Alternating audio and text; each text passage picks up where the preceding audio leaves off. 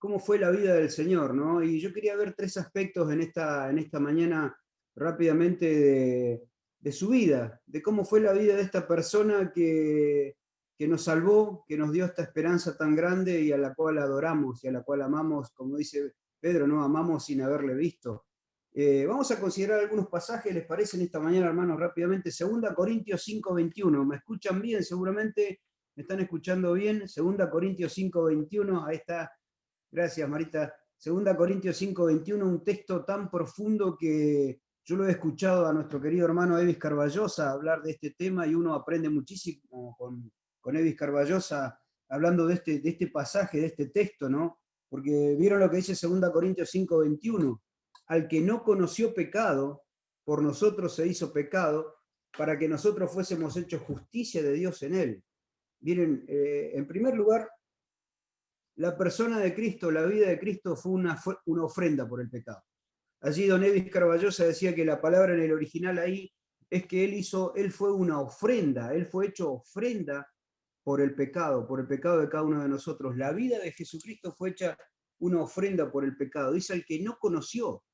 Y ya allí la palabra conocer es muy interesante porque significa que él no conoció por experiencia, no conoció por experiencia el pecado, porque sabemos que él nunca pecó, pero sí él sabía lo que era el pecado. Ahí es otra palabra, ahí es conocer por teoría, él sabía perfectamente lo que era el pecado, pero hermanos, estamos adorando a alguien, estamos adorando a un ser que nunca experimentó el pecado, y nosotros no sabemos lo que es eso, porque nosotros nacemos en pecado, vivimos en pecado, y si no fuera por la sangre de Cristo, moriríamos, como dijo él, en nuestros pecados.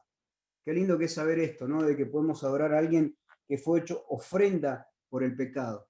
Y que en aquella ofrenda allí en la cruz, dice que la sangre de Cristo quitó. Ustedes saben que había un hermano acá que siempre oraba y yo le decía que estaba orando mal, porque él decía, gracias Señor porque has cubierto nuestro pecado. Y no, nuestro pecado no fue cubierto, ¿verdad, hermanos? Nuestro pecado fue que quitado, fue limpiado por completo. Pensá en esto, mi hermano, pensemos en esto. Nuestros pecados han sido borrados, quitados, echados en lo profundo del mar, a través de esta ofrenda del cuerpo de Jesucristo, como dice Hebreos capítulo 10 allí, ¿no? Dice que con una sola ofrenda nos hizo perfectos. Con una sola ofrenda nos hizo perfectos a cada uno de nosotros, ¿no? Y qué lindo es saber esto. Su vida fue hecha ofrenda por el pecado. Fue una ofrenda por vos y una ofrenda por mí. No lo merecíamos, pero Él lo hizo por amor a cada uno de nosotros. La sangre de Cristo nos limpia, nos quita todos nuestros pecados, nuestros malos pensamientos, nuestras carnalidades. Todo eso la sangre de Cristo lo quita, lo saca, lo limpia. Y damos gracias al Señor en esta mañana porque podemos hacer memoria también de este cuerpo que fue entregado como una ofrenda por cada uno de nosotros. Pero en segundo lugar, no solamente su vida fue una ofrenda, su vida fue una vida perfecta. ¿Quién ha vivido una vida perfecta en este planeta durante todos estos años? Nadie, nadie. Solamente Jesús pudo venir y cumplir con una vida perfecta. Nosotros no podemos imaginarnos lo que es vivir una vida perfecta, porque somos pecadores, pero Él, que fue hecho ofrenda por el pecado, en segundo lugar tuvo una vida perfecta.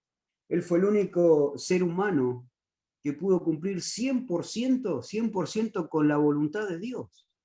Dice, aquí yo, en el rollo del libro está escrito de mí, vengo, Dios, para hacer tu voluntad. Y él tenía toda la autoridad para decir esto. Él tenía toda la autoridad para decir, ¿quién me redarguye de pecado? Les dijo a alguien. ¿Quién me redarguye de pecado?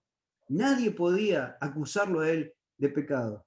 Le tendieron trampas, le tendieron, como veíamos el domingo pasado, le tendieron escándalos, le tendieron trampas a él para hacerlo caer.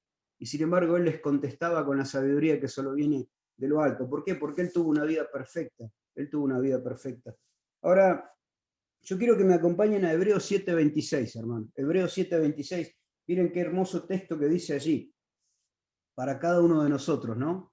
Hay cosas que nos convienen, dice la palabra de Dios, que todo edifica, ¿eh? No todo edifica. Hay muchas cosas que nos convienen, pero no todo edifica. Fíjense lo que nos conviene acá, ¿Y cómo nos edifica? Hebreos capítulo 7, versículo 26. Dice la versión de la Biblia de las Américas. Porque convenía, o porque nos conviene, porque convenía que tuviéramos tal sumo sacerdote. Y fíjense las características de un hombre perfecto, hermanos, para poder imitar, dice, santo, inocente, inmaculado, apartado de los pecadores y exaltado más allá de los cielos. Estas 5 características, santo, la palabra santo ahí en el original es que él fue leal en santidad. Él tuvo lealtad a esa santidad, fue leal a la santidad, leal a la santidad. Eso no lo podemos comprender nosotros. Nosotros no sabemos 100% lo que es ser santo. Somos santos posicionalmente, pero por experiencia no conocemos bien lo que es la santidad, pero él fue leal en santidad.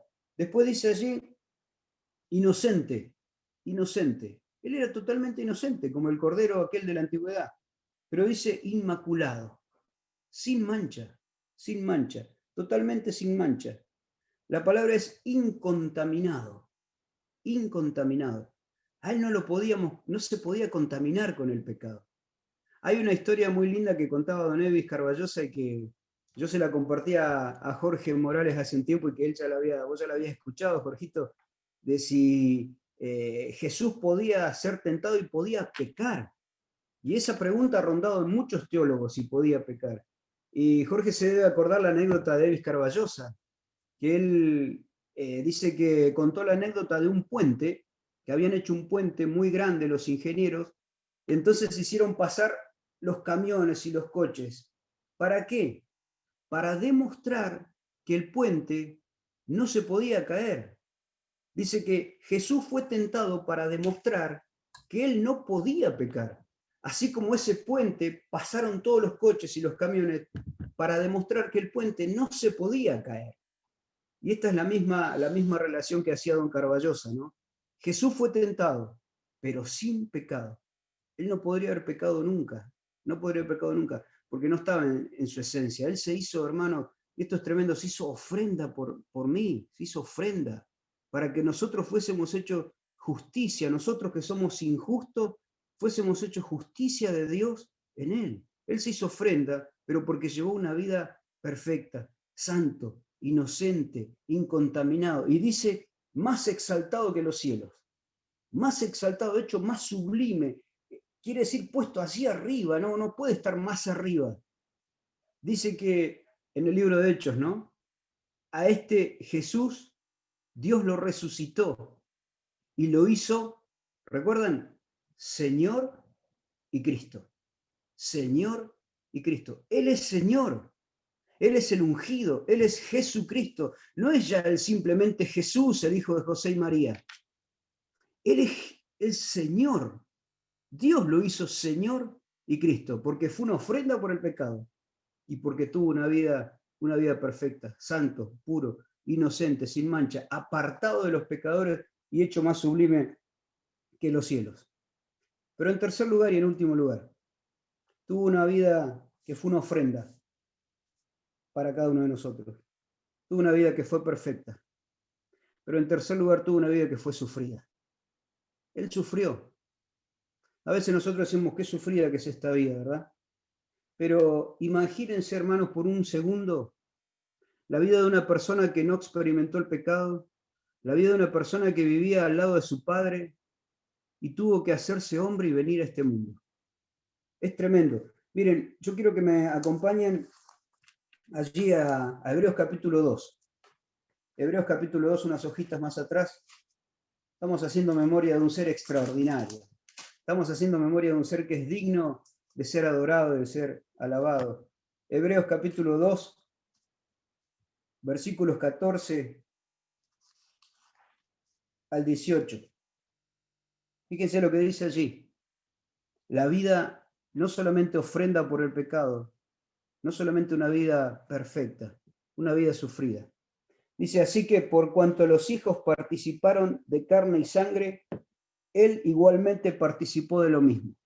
Miren, para una persona celestial, Para una persona, escúcheme por favor, para una persona tener que participar de carne y sangre, para una persona que los cielos de los cielos no lo pueden contener, tener que participar de carne y sangre, eso es un sufrimiento ya.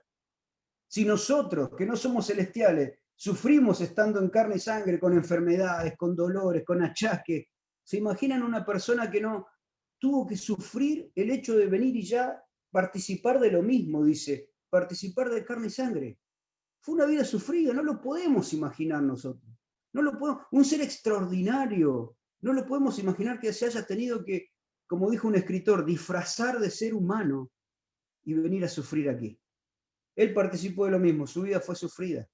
Apenas nació empezó a sufrir, hermano. María debe haber sufrido en el parto, ¿verdad? Pero él ya cuando nació, vinieron, dice, los reyes y le trajeron oro, incienso. Oro habla de la divinidad, el incienso habla de la adoración, pero la mirra habla del sufrimiento. La mirra ya le estaba a la sombra de la cruz, a ese bebé ya lo estaba persiguiendo. Cuando lo llevan al templo y Simeón está allí, que dice que lo toma en brazos, y Simeón dice, ahora me puedo morir tranquilo, han visto mis ojos tu salvación, y le dice a María, este será traspasado, el dolor iba a estar, el dolor.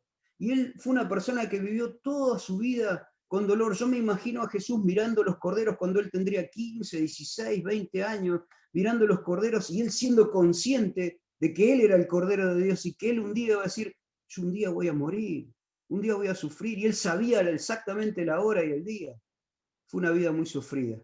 Ahora dice allí, él igualmente participó de lo mismo, para anular, dice, mediante la muerte, el poder de aquel que tenía el poder de la muerte, es decir, al diablo, y librar a los que por el temor de la muerte estaban sujetos a esclavitud durante toda la vida. Dice, porque ciertamente no ayuda a los ángeles, sino que ayuda a la descendencia de Abraham. Nos ayuda a cada uno de nosotros.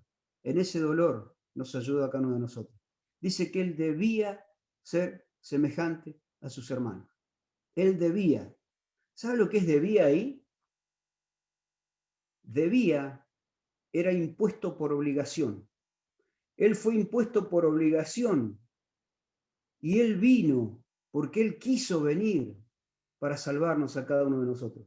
Él quiso sufrir para ser semejante a cada uno de nosotros. Él tuvo una vida sufrida. Él sufrió siendo tentado. Sufrió siendo tentado. Para él la tentación era un sufrimiento.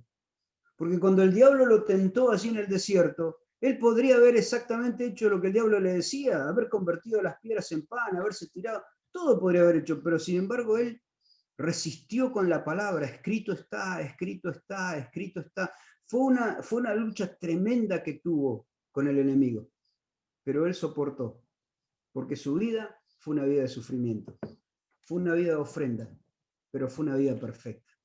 Y qué lindo, hermanos, poder pensar en esto en esta mañana, ¿no? Tenemos a un Jesús que tuvo estas tres características. Pero, ¿saben? Quería agregarles algo más.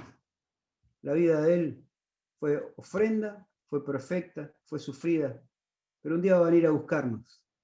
Y todo esto que nosotros hemos sufrido y que estamos sufriendo, todas estas imperfecciones que tenemos nosotros y todo este pecado que nos asedia, como dice Hebreos, un día se va a terminar. Porque vamos a estar allí en la presencia del Señor, con los que ya están, con los que ya han partido, con los que ya cruzaron la otra orilla, nos estrecharemos en un abrazo seguramente, nos conoceremos y allí triunfalmente celebraremos las bodas del Cordero, sentados. No sé, será una mesa muy larga. Yo la otra vez le decía a una hermana, a vos te decía, una mesa tan grande debe ser, con mesas y sillas, será, pero millones, no va a alcanzar el cielo, decía yo, pero qué tremendo será eso, ¿no? Qué tremendo. Todas esas bendiciones para los hermanos de Rawson, para los hermanos de Gaiman, para los hermanos de Trelew, para todos aquellos que hemos creído en esta persona que fue santo, puro, sin mancha, apartado de los pecadores y hecho más sublime que los cielos. Que el Señor pueda llenar nuestro corazón con estos textos y que sigamos esperando al Señor en esto, ¿no? Haciendo memoria de Él, solamente haciendo memoria de Él. Muchas gracias, hermanos.